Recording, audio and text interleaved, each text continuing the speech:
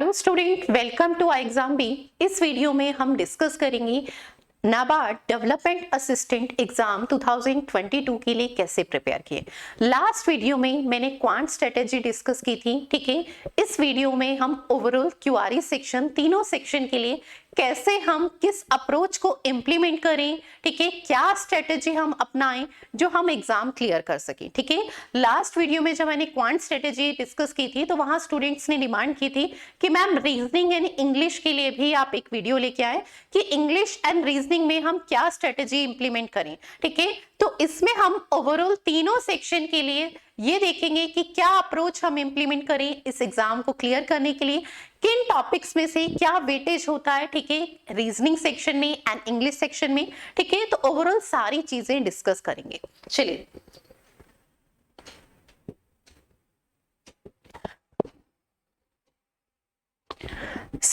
Last video में हमने सबसे पहले ये तो डिस्कस कर ही लिया था कि जो हमारा नाबार्ड डेवलपमेंट असिस्टेंट एग्जाम है वो 2 फेज में होता है, प्रीलिम्स एंड मेंस, ठीक है। एंड प्रीलिम्स फेज में जो इसमें नंबर ऑफ क्वेश्चंस आते हैं, ठीक है, वो इंग्लिश लैंग्वेज से 40 क्वेश्चंस 40 मार्क्स के, क्वांट से 30 क्वेश्चंस 30 मार्क्स के एंड रीजनिंग सेक्शन से 30 क्वेश्चंस 30 मार्क्स के, ठीक है। और ईच क्वेश्चंस जो होता है हमारा, हर क्वेश्चन 1 मार्क्स का ही होता है, ठीक है। और यहाँ पर जो नेगेटिव मार्किंग होती है वो 0.25 की होती है, ठीक है। और क्वेश्चन पेपर हमारा इंग्लिश एंड हिंदी दोनों लैंग्वेज में होता है, पर इंग्लिश लैंग्वेज तो आपके पास इंग्लिश में ही होगी, ठीक है। और जो इसके लिए टाइम ड्यूरेशन होती है वो 60 मिनट होती है। अब कुछ स्टूडेंट्स की क्वेरी थी मैम कि इसमें सेक्शनल टाइम होता है, तो अभी तक इसमें कोई भी सेक्शनल टाइम नहीं होता है, ठीक है। अभी तक जो भी एग्जाम हुआ है उसमें सेक्शनल अगर हम कहें, जैसे आपका आईबीपीएस पीओ में, ठीक है, क्यूआरई सेक्शन के लिए 20 minutes and 20 minute her section के लिए मिलता है।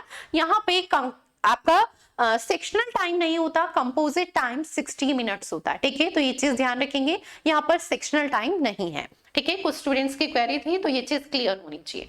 सेकंड देखिए यहाँ पर क्या था, फेज 2 की अगर हम बात करते हैं, ठीक है, हमने अभी प्रीलिम्स की बात करी, देन मेंस एग्जाम में, ठीक है। तो मेंस एग्जाम में देखिए हमारे पास रीजनिंग 30 क्वेश्चंस 30 मार्क्स की, क्वांट में 30 क्वेश्चंस 30 मार्क्स की, ठीक है। जर्नल अवेयरनेस यहाँ पर 50 क्वेश्चंस 50 मार्क्स, ये सेक्शन एक ऐड होता है, ठीक है। बाकी अगर हम कहें कंप्यूटर नॉलेज 40 क्वेश्चंस 40 मार्क्स के, ठीक है।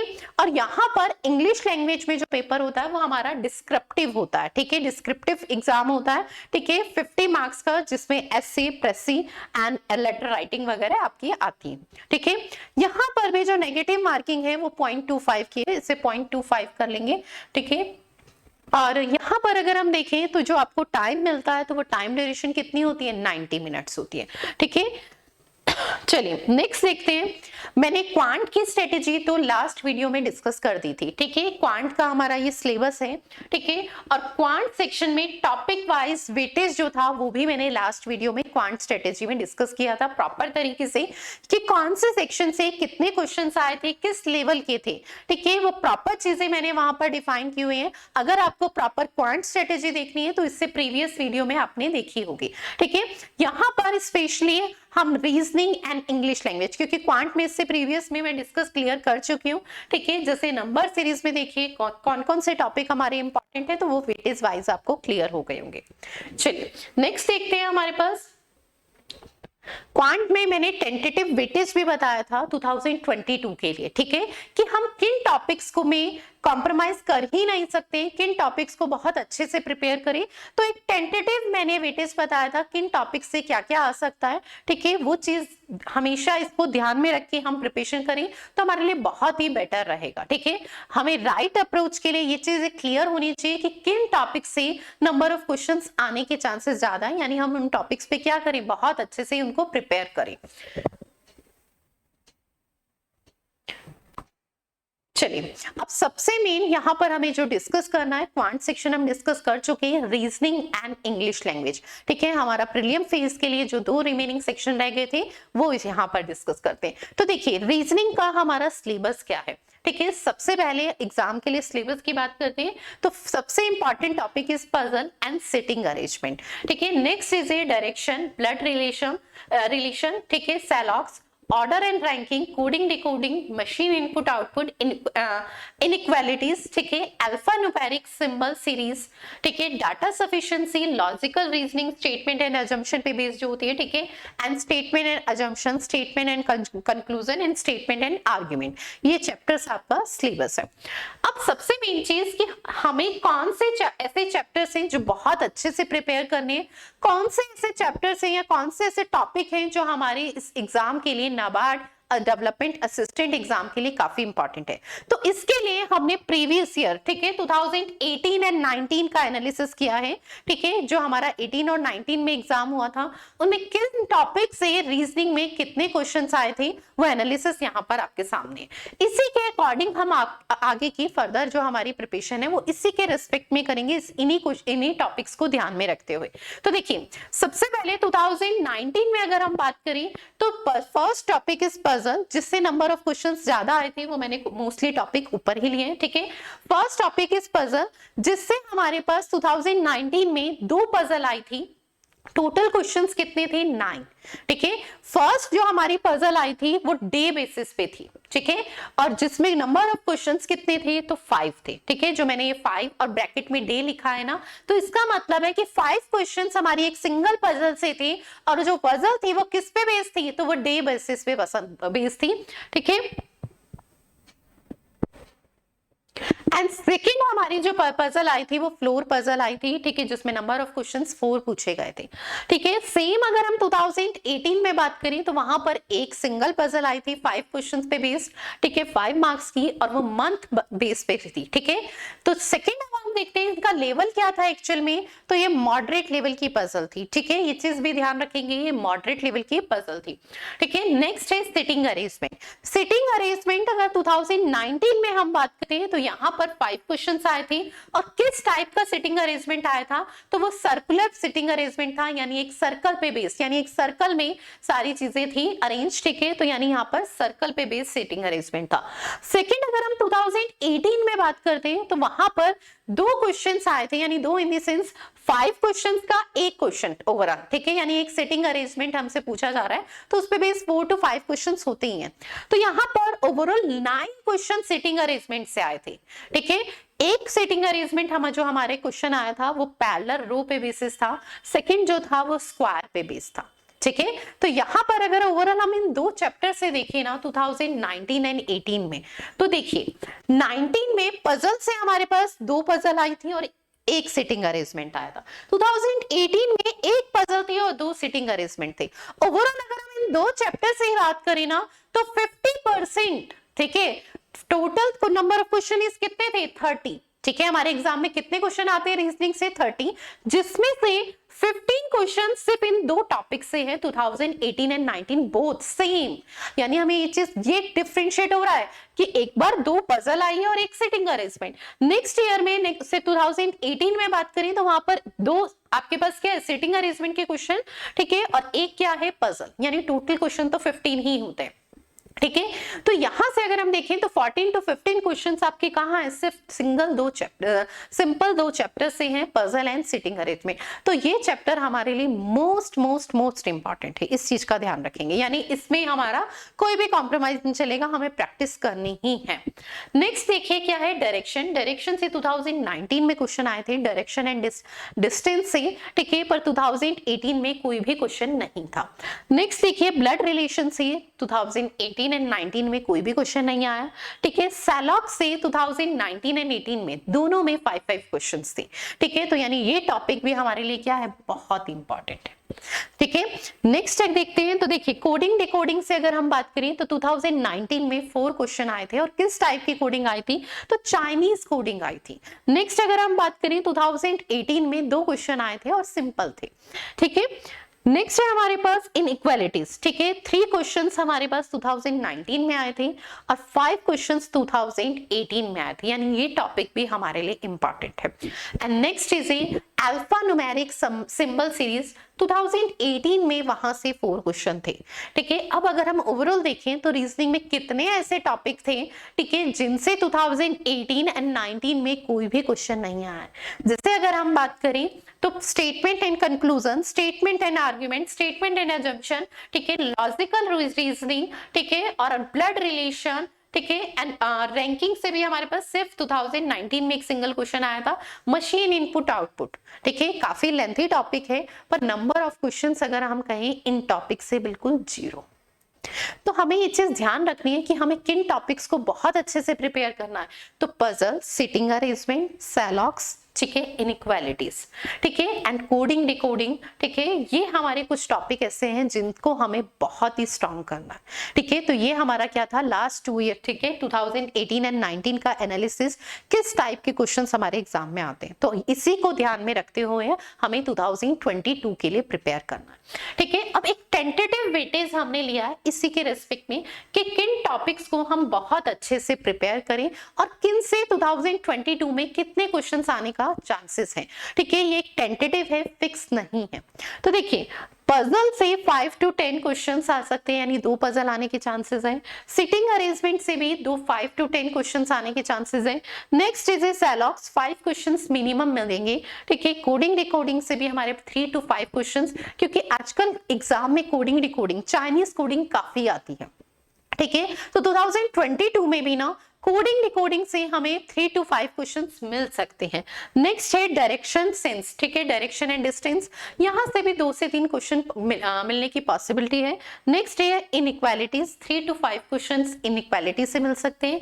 And next is alpha numeric symbol series, यहां से भी 2 to 3, ठीक है। ये एक टेंटेटिव वेटेज है, ठीक है, बिल्कुल फिक्स नहीं होता, ठीक है। एग्जाम में तो बाकी क्या चीज आएगी क्या नहीं वो एग्जाम में ही होगा, ठीक है, पर इसके अकॉर्डिंग हम इन्हीं टॉपिक्स को, ठीक है, बहुत अच्छे से प्रिपेयर करें और एक स्ट्रेटेजी बना के प्रिपेयर करें। चलिए नेक्स्ट देखते हैं इंग्लिश लैंग्वेज, ठीक है।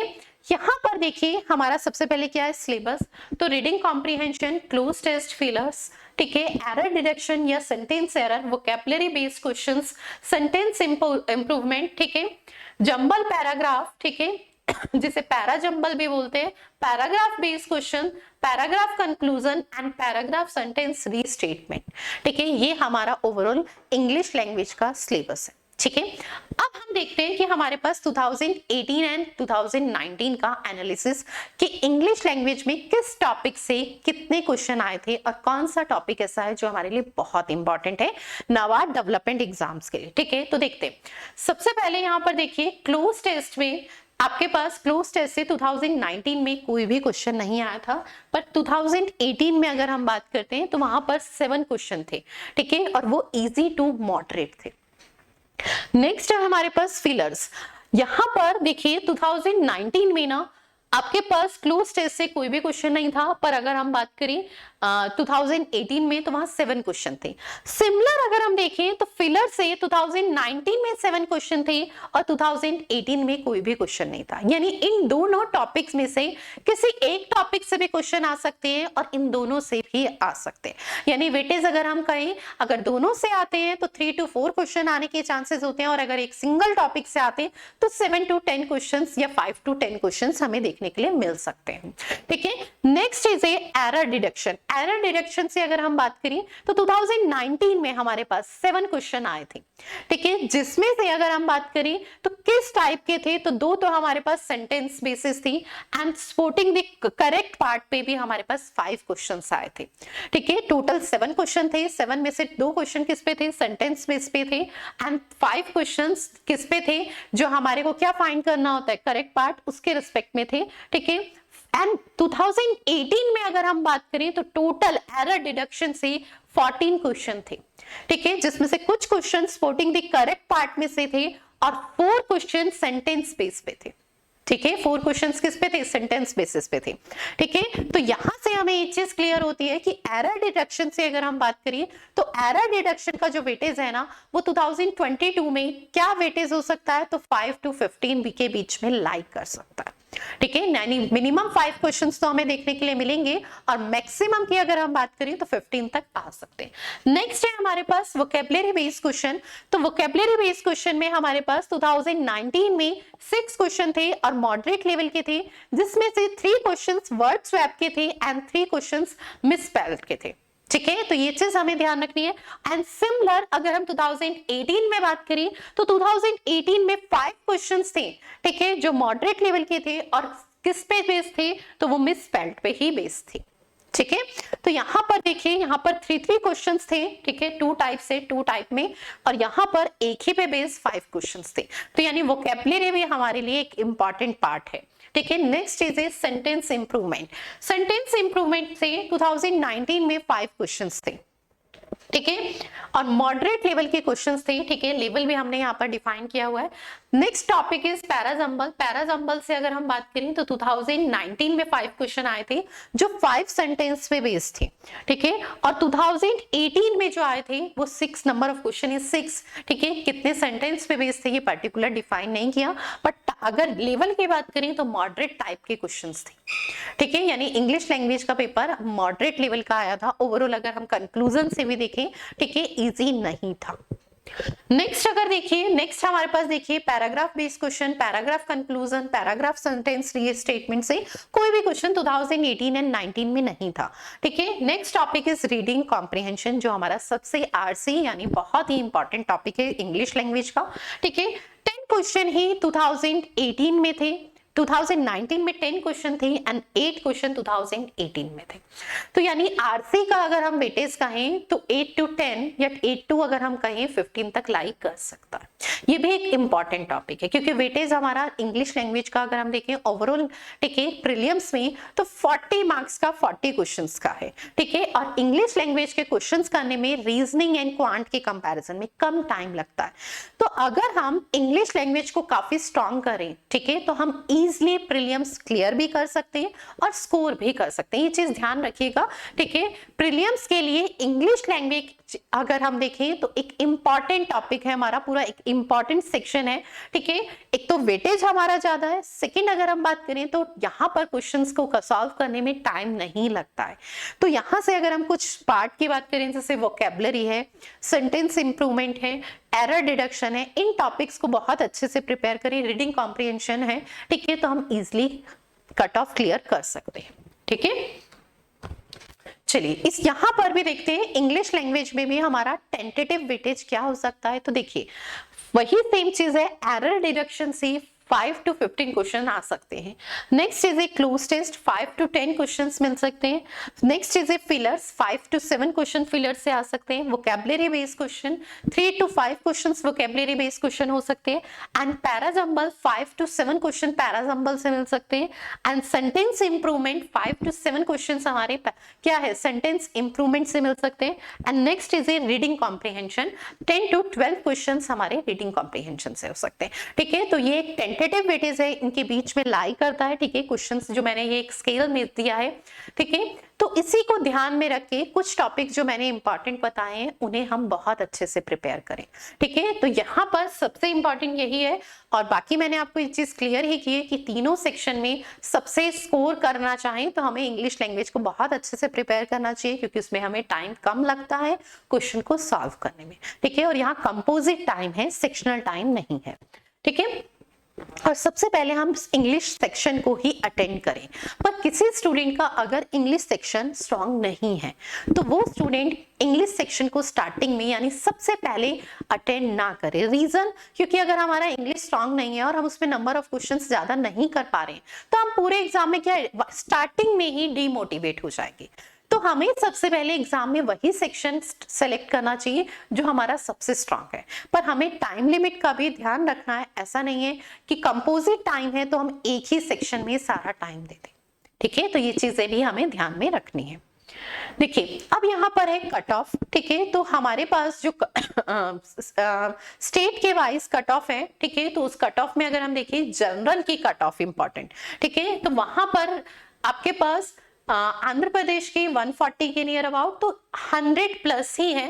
पर कौन से ऐसे स्टेट्स हैं जिनकी 100 से अगर हम कहें तो 120 प्लस है, तो वो आपके पास उत्तराखंड है, ठीक है, उत्तर प्रदेश है, त्रिपुरा है, ठीक है, राजस्थान है, एंड कुछ ऐसे स्टेट हैं जैसे अगर हम बात करें महाराष्ट्र है, ठीक है, मणिपुर है, नेक्स्ट चीज है हरियाणा है, गुजरात, यानी जो हमारे नॉर्थ के ज्यादा स्टेट है ना, वहां की कट ऑफ थोड़ी हाई जाती है एज कंपैरिजन। अगर हम रिमेनिंग की बात करें तो हमें यहाँ किस स्टेट से अप्लाई करें तो कट ऑफ के रिस्पेक्ट में भी, और आपको अपने अकॉर्डिंग भी देखना है कि हमें किस स्टेट से अप्लाई करना है। ठीक है, तो ये कट ऑफ है, उसके रिस्पेक्ट में आप देख सकते हैं कि हमें किस स्टेट से अप्लाई करना है।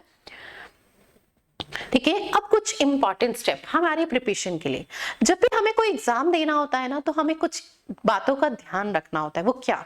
सबसे पहले हमें प्रिपरेशन स्टार्ट करने में जो हमारा फर्स्ट स्टेप होना चाहिए वो क्या, हमें ये क्लियर होना चाहिए कि जिस एग्जाम को हम दे रहे हैं उसका एग्जाम पैटर्न। अब एग्जाम पैटर्न से क्या मतलब है? सिर्फ ये नहीं कि हमारा एग्जाम 2 फेज में होता है, प्रीलिम्स एंड मेंस। नहीं, प्रीलिम्स एंड मेंस 2 फेज में होता है, उसमें कौन से सेक्शन है, ये तो एक तरीके से क्या है, हमारा एग्जाम किस तरीके से क्या है, एग्जाम पैटर्न तो इसे हम कहेंगे, पर एग्जाम के बारे में प्रॉपर इंफॉर्मेशन नहीं कहेंगे। हमें वो चीज क्लियर होनी चाहिए, और उसके लिए मैंने यहाँ पर आपके पास 2 इयर्स का एनालिसिस यहाँ पे आपको क्लियर किया है। उसी के रिस्पेक्ट में हम स्ट्रेटेजी बना के प्रिपेयर करेंगे। अब आपने खुद देखा कि रीजनिंग एंड इंग्लिश लैंग्वेज में ऐसे बहुत सारे टॉपिक हैं जो हमें देखने में बहुत इंपॉर्टेंट लगते हैं। जैसे अगर मैं बात करूं रीजनिंग में मशीन इनपुट आउटपुट की अगर हम बात करिए, तो हमारे लिए बैंकिंग सेक्शन के लिए वो बहुत इंपॉर्टेंट टॉपिक है। पर अगर लास्ट 2 इयर्स में नाबार्ड डेवलपमेंट एग्जाम में बात करें, असिस्टेंट एग्जाम में, तो वहां से कोई क्वेश्चन नहीं आया, तो वो इस एग्जाम के लिए इंपॉर्टेंट नहीं है। तो हमें स्ट्रेटेजी किस अकॉर्डिंग बनानी है, तो हमें हमेशा लास्ट 5 इयर्स का एनालिसिस करके कौन से टॉपिक इंपॉर्टेंट है, कौन से टॉपिक कम आ रहे हैं, ठीक है, उसके अकॉर्डिंग हमेशा स्ट्रेटेजी बना के प्रिपरेशन को स्टार्ट करना चाहिए। तो पहला स्टेप हमारा हमेशा ये होना चाहिए कि हमें previous year question paper download करके, ठीक है, हमारी वेबसाइट से आप डाउनलोड कर कीजिए, और वहां से या मॉक टेस्ट भी अवेलेबल है, आप मॉक टेस्ट दीजिए। वहां से आपको ये चीजें क्लियर होगी कि हमें कैसे प्रिपरेशन करनी है, कौन से टॉपिक इंपॉर्टेंट है, किन में हमें बहुत मेहनत करनी है, किन में कम करनी है। ठीक है, तो ये प्रॉपर मैंने यहाँ पे चीजें भी डिक्लेयर की थी। तो इसके लिए सॉल्व लास्ट 5 इयर्स, यहाँ पे 5 इयर्स के पेपर नहीं थे, 2018 एंड 19 का था जो मैंने एनालिसिस आपको दिया है, तो आप 2 इयर्स के भी वहां से ले सकते हैं। ठीक है, you have to complete course at least 2 to 3 times. Exam से पहले ना हमारा 2 टाइम्स सिलेबस मोस्टली क्लियर होना चाहिए। अब टाइम कम है तो उसके अकॉर्डिंग हम एक बार सिलेबस बहुत अच्छे से कंप्लीट करें। ठीक है, कंटेंट शुड बी रिलेवेंट, हमारा कंटेंट ना रिलेवेंट होना चाहिए। देखिए, हमारा जो इस एग्जाम में लेवल रहता है वो इजी टू मॉडरेट, तो हमें इजी टू मॉडरेट क्वेश्चन की ही प्रैक्टिस करनी है, डिफिकल्ट लेवल के क्वेश्चंस की प्रैक्टिस नहीं करनी, उसमें टाइम वेस्ट नहीं करना। तो इसके लिए हमारा कंटेंट क्या होना चाहिए, रिलेवेंट होना चाहिए, यानी इजी टू मॉडरेट ही होना चाहिए। नेक्स्ट है for beginner you should understand the concept Relevel. जब हम फर्स्ट टाइम किसी भी टॉपिक को पढ़ रहे हैं ना, तो एक चीज हमें क्लियर होनी चाहिए, हमें वहां पर कॉन्सेप्ट बहुत अच्छे से क्लियर करने चाहिए। ठीक है, और कॉन्सेप्ट क्लियर अगर हम करते हैं ना, तो आगे के लिए अगर हम बात करें, जैसे हम मेंस एग्जाम देते हैं, तो वहां पर हम इजिली स्कोर भी कर सकते हैं, कट ऑफ क्लियर भी कर सकते हैं। तो हमें किसी भी टॉपिक को प्रिपेयर करना है ना फर्स्ट टाइम, तो ये चीज ध्यान रखनी है फर्स्ट टाइम करते वक्त कि कॉन्सेप्ट हमारे बहुत अच्छे से क्लियर होने चाहिए। सेकेंड टाइम रिवाइज करते वक्त तो देखो हमें प्रैक्टिस ही करनी है, पर फर्स्ट टाइम जब भी हम किसी टॉपिक को कर रहे हैं तो हमारा मेन मोटिव कॉन्सेप्ट क्लियर करना होना चाहिए। नेक्स्ट इज, जब हम नेक्स्ट टाइम सेम टॉपिक को रिवाइज कर रहे हैं तो हमें क्या करना चाहिए, हमें टाइमर लगा के क्वेश्चंस की प्रैक्टिस करनी चाहिए, वहां पर हमें अपनी स्पीड ऑब्जर्व करनी चाहिए। ठीक है, तो सेकेंड टाइम हमें किस चीज का ध्यान रखना है, स्पीड का। ठीक है, art of skipping the questions, ठीक है, ये हमारे एग्जाम में बहुत ही इंपॉर्टेंट रोल प्ले करता है। ठीक है, art of the skipping the questions, ये क्या होता है?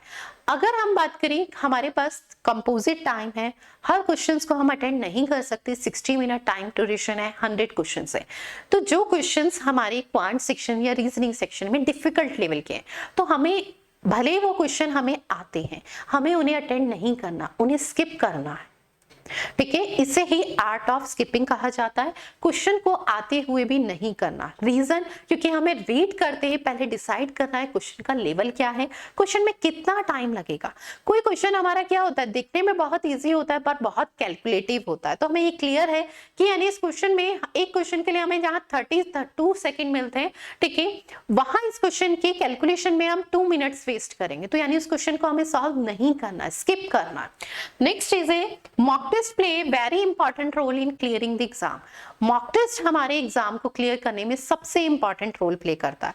तो बेटा यहाँ पे ये चीज ध्यान रखनी है कि लास्ट के 15 डेज आपको सिर्फ मॉक टेस्ट अटेंड करना है, ठीक है, ताकि हमारी अच्छे से अच्छी प्रैक्टिस हो सके, ठीक है। हमें टाइम मैनेजमेंट, टाइम, सारी चीजों का टाइम मैनेजमेंट हमारा प्रॉपर हो, ठीक है। कंपोजिट टाइम है तो किस सेक्शन में कितना टाइम देना है, ये सारी चीजें हम एग्जाम से पहले ही डिसाइड एंड क्लियर कर लें। चलिए, थैंक यू सो मच।